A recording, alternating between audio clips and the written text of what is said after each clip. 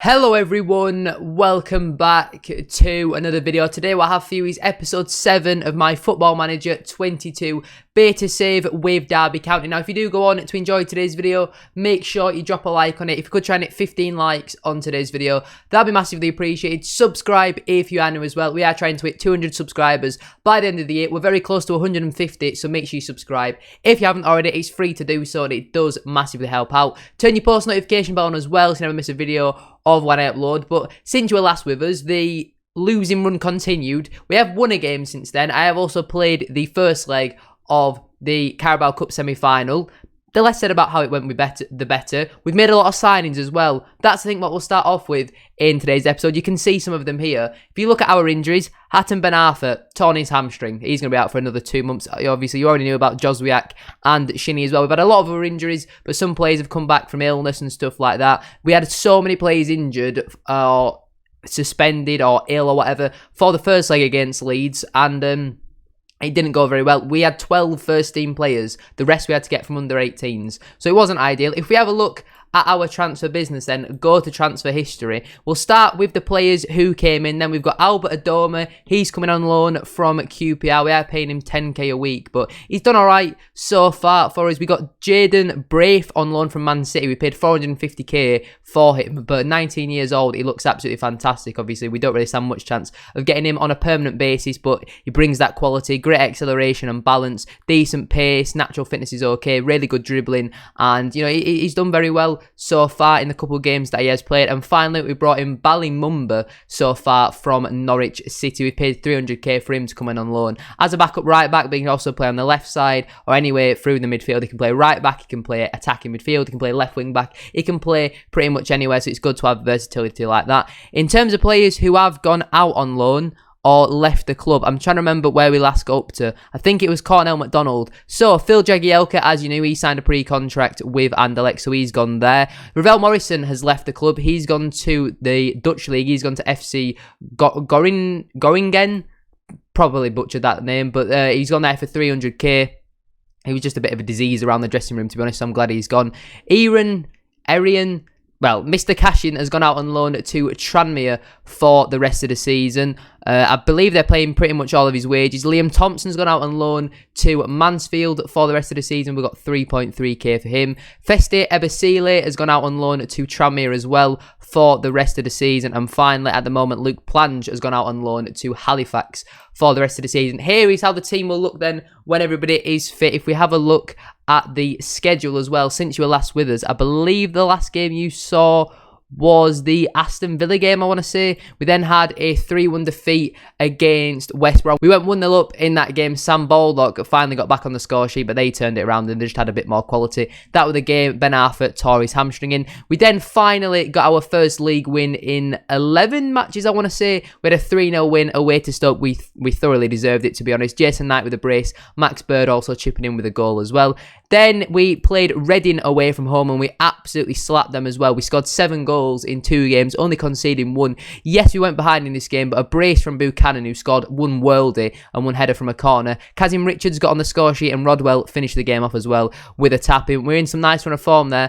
Then we faced Leeds, and I sent a lot of our first team players to play in the under-23s without realising it was on the same day. So we had most of the squad injured or suspended, and we couldn't play the rest of the squad because I'd sent them to the under-23s. We lost 3-0. We got absolutely battered, but we've got a chance. You know, we're at home. If we get an early goal, who knows what could happen. And then after that, we had a 2-1 win away to Bristol Rovers. Yes, we went behind in that game, but Conway and Velasquez scored in that game. As you can see here, I did rotate the team massively. In today's episode, though, we have Leeds United at home in the Carabao Cup semi-final second leg and Sheffield United at home in the Championship. We're doing all right at the moment. We're back outside of the relegation zone. We did drop in it for a little bit, but we are now 3 points above the relegation zone, which is nice. Our discipline is very poor. Current top scorer is Baldock with 18. Buchanan has the highest average rating and the most assists. Curtis Davis has the best pass percentage, and Nathan Byrne has the most man of the match awards with 5. Let's get into this game then against Leeds. I'll quickly pick the team and I shall see you guys in a second.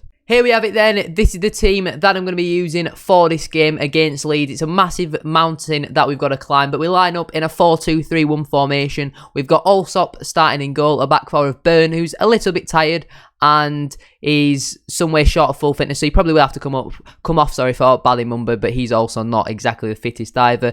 Davies and Stearman are our two centre-backs. Buchanan completes the defence. A midfield two of Bielik and Bird. Bielik's actually gone down in star rating, but Bird is having an absolute blinder of a season. Adoma starts on the right. Braith starts on the left. If I'm pronouncing his name wrong, let me know down in the comments down below. And then Sibley starts in behind Kazim Richards, as Baldock is also a little bit tired as well. Let's get into this match then. And I mean, we've got to hope, haven't we? We have just got to hope that we can get back into this game. I mean, just keep it respectable maybe. If we can keep a clean sheet, it wouldn't be the end of the world. We probably are out of this competition.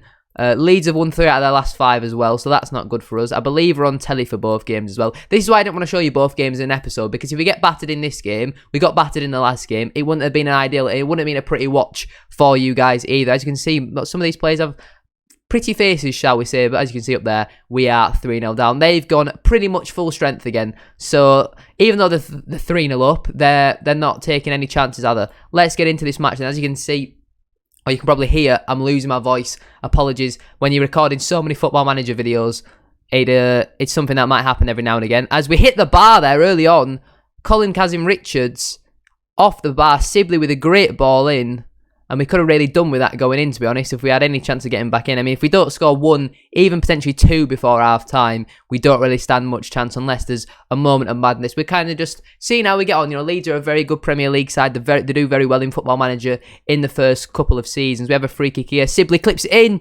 Kazim Richards can't get onto the end of it. I mean, that was a very weird organisation from Leeds there, to be honest. We've picked up 3 yellow cards already.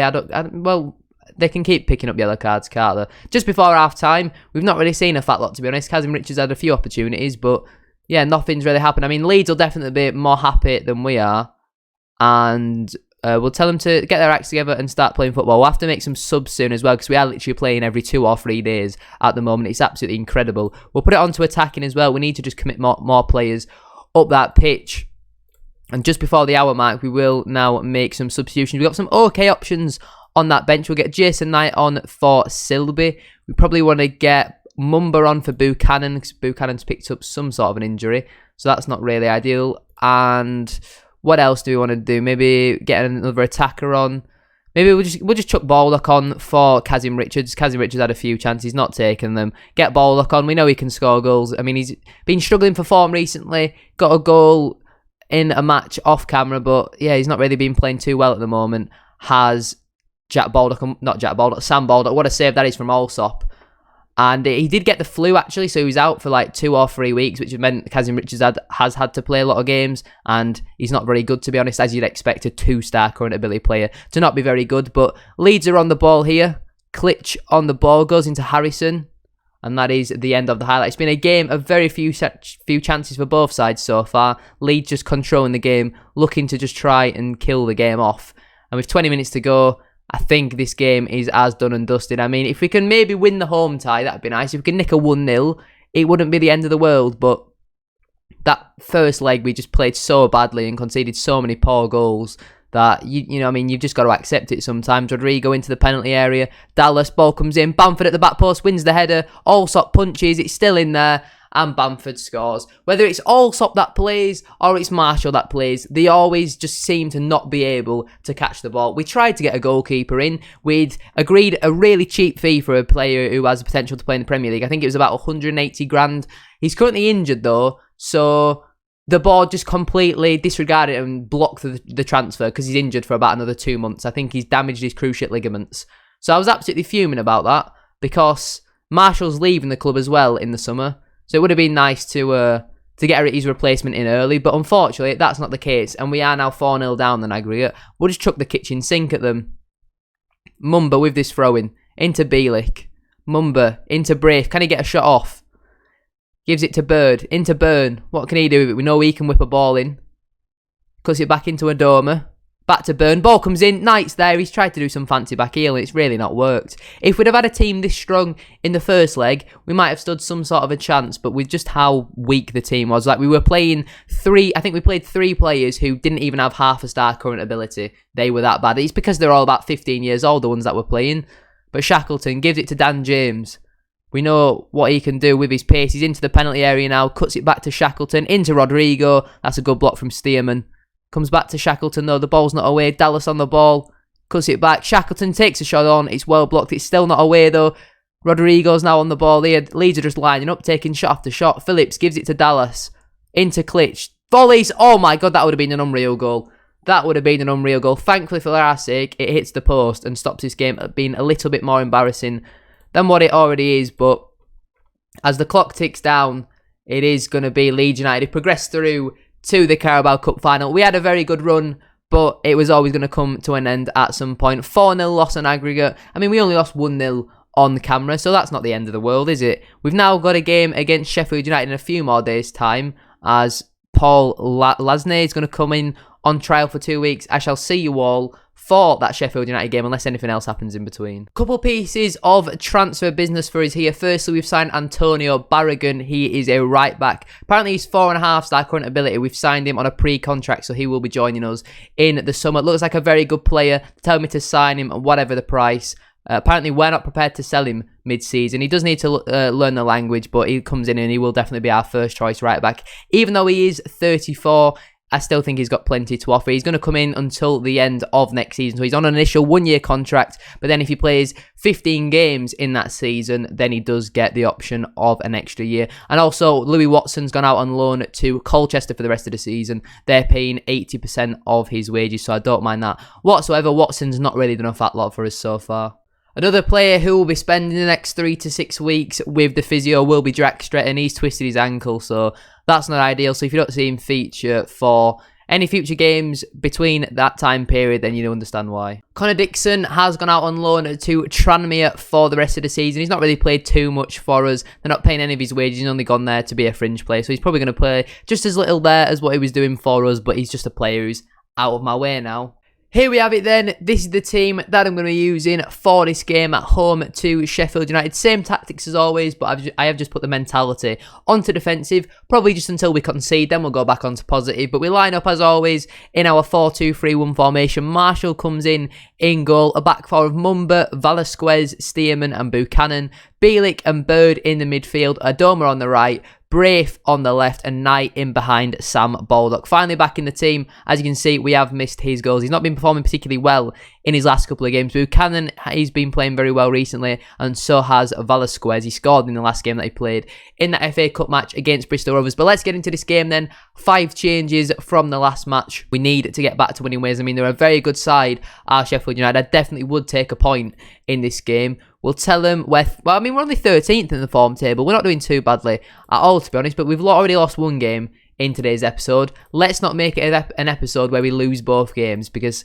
nobody wants that, do we? Let's get into it. Mumba's gone into a booking 2 minutes on the clock. That's the last thing I wanted to see there. But we're 10 minutes in. Neither side has registered the shot as we got our second yellow card 6 minutes in. I mean, talk about being well disciplined.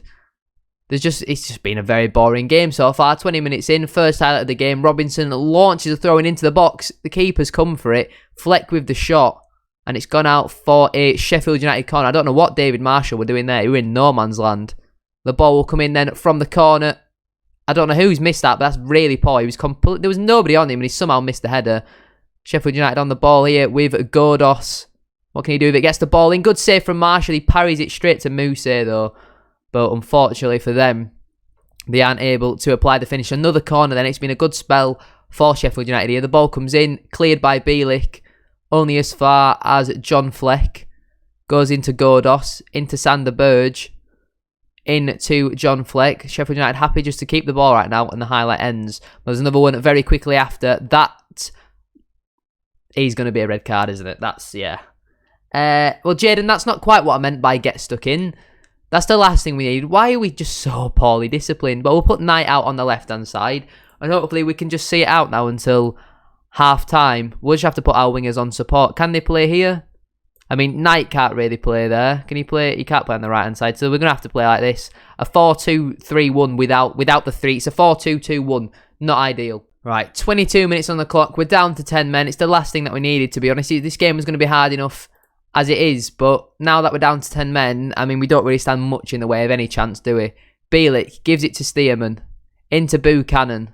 Goes down the line to Jason Knight. Ball comes inside to Sam Baldock. Forced to go back because we've not really got many options in front of him. Stearman on the ball, the former Bladesman. Bit of time for him to carry the ball forward. And he plays a pass into Jason Knight. Back to Stearman. Into Bielik. Into Bird. Into Sam Baldock. He's got about 4 players around him. Managed to find Knight, who finds Bird. In on goal. Bird with a strike. And Max Bird with his 2nd goal of the season. Completely against the run of play. He goes and celebrates with the Derby County fans. It's Derby County 1. Sheffield United 0. I've no idea how we've managed to pull this off. Baldock literally had about 6 players on him. Knight with a great ball through to Max Bird. The goalkeeper doesn't stand a chance. And just before the half an hour mark, we take the lead. I can't remember the scoreline the last time we played Sheffield United, but I think we got a good result against them. I'm not too sure why. I feel like we got a decent result against them. We're currently up to 19th as it stands, 6 points above the relegation zone. If we can win here, that would be absolutely massive. As we go into half-time with the lead, we'll tell the players that I am delighted with their performance so far. We do have a couple tired players, so that's something that we will have to look at in the first 10-15 minutes of the second half. But just go out there, keep doing what you're doing. They don't look tired in the slightest, to be honest. There's another chance here, though, for Mumba. Throws it into Velasquez. Back to Mumba. Back to Velasquez. Probably pronouncing his name horribly wrong, but Stearman's on the ball. Plays a 1-2 with Bielik. Goes back to Mr. Manu. We can't pronounce his name. Sheffield United just not pressing us at all. He gives it into Bird. Going to carry the ball forward here. Plays a good ball out wide here to Albert Adoma, the man on loan from QPR. Can he get a ball in? He cuts it back to Bird. Again, not really got much in the way of options ahead of him. Gives it into Jason Knight. Back to Bielik. Into Bird. Very patient play this from us. Bielik getting in the way of the referee. All the way back to Richard Stearman. Carries the ball forward, looking for a pass. Gives it into Jason Knight. In to Bird. He slips it through to Sam Baldock for his 19th for the season. Sam Baldock doubles our lead. What a victory this will be if we are able to pull it off. Baldock's back amongst the goals. He's only 1 away now from 20 goals this season. It was very patient play from us. And even with 10 men, we are managing to play so well. Bird with a great ball through. It's a goal and assist for him in this game. Baldock with the form he's in. He's never going to miss from there. We thought his goals were drying up once he signed his new contract. Thankfully, he's got back amongst them here though. Free kick for Sheffield United. O'Connell heads in. I mean, our 2-goal advantage didn't last very long. Sheffield United have a goal back. Not really that wasn't really part of the plan. I mean, he's completely unmarked at the back post. I don't get zonal marking. I don't get how you make people mark from set pieces because they have more players in our penalty area than we do. I don't think that's how a set piece is meant to work. Let's make some substitutions. Buchanan's shattered, so we'll have to get Mason on as a defensive wing back. We need to really get Bird off as well. We'll get Rodwell on for Bird. He can't really play that. We'll play him as a deep line playmaker. And we'll also get Sibley on for Albert Adoma as an inverted winger. Again, there's not really much in the way of options off the bench because of the amount of injuries that we've got. We've not even got that many injuries, but if you get 2 or 3 injuries as they change formation, you get 2 or 3 injuries and the squad's completely all over the place. I've just accidentally praised him with a Sheffield United highlight. Basham to Robinson. Back to Basham. Ball comes in. Burge! Offside? He's been given as offside. I mean, he didn't look offside to me, but the linesman's given it. No, not again. Why is O'Connell always completely unmarked at the back post? The ball's in the back of the net, but Basham's offside once again. We're all over the place defensively here. This is an absolute nightmare to watch. Robinson into Gordos. Ball comes in. Mousse free header. That goes just over the bar. We are hanging on for dear life right now, and I do not like watching this at all. The players are frustrated by the praise. We're literally winning. Ball comes in again. Connor with another free header. Marshall claws it out. It's still not away though, and Rodwell scrambles it clear. This has been a very action-packed second half. It's been pretty much all one way. As we have a look at the replay from goal line technology. I mean, we can't really see from this angle. It's not really helpful. Yeah, that's really helpful. It's really proven that the ball didn't go over the line. We're now out of a negative goal difference as well as it stands, which looks absolutely lovely. We're 6 points above the relegation zone, but the game is not done yet. O'Connell on the ball, the goal scorer for the Blades, carrying it forward. Goes down the line to Freeman, into Robinson. Back to O'Connell, into Horahan, into Burge. They've got an overlap on the far side. The shot comes in. Oh my God, I hate him. I hate David Marshall. He'll never play for this club again. He won't ever play for this club again. Oh my God. I mean, we've just been done on the overlap. I mean, Jason Knight's got to be helping out Mason, to be fair. But Marshall, that's awful. How is he apparently our best performing player today? That's absolutely terrible, and he's just cost us the win. And we've bottled it. I mean, we didn't deserve to win, to be honest. Brief is demotivated. I'm making everyone angry. I'm pressing the wrong buttons. I'm just going to get out while we still can. I've made everyone angry there. I mean, at least we're 4 points above the relegation zone, but again, we were 2-0 up. We were 2-0 up and we've bottled it. We'll appeal against Braif's ban. Arsenal received 250k. Absolutely livid. That is where I am going to leave today's video then. We've been doing some more January transfer business. Now, I'm looking at these fixtures, right? And I do want to do the Nottingham Forest game on camera, obviously, as it is a derby. So I do want to do that on camera.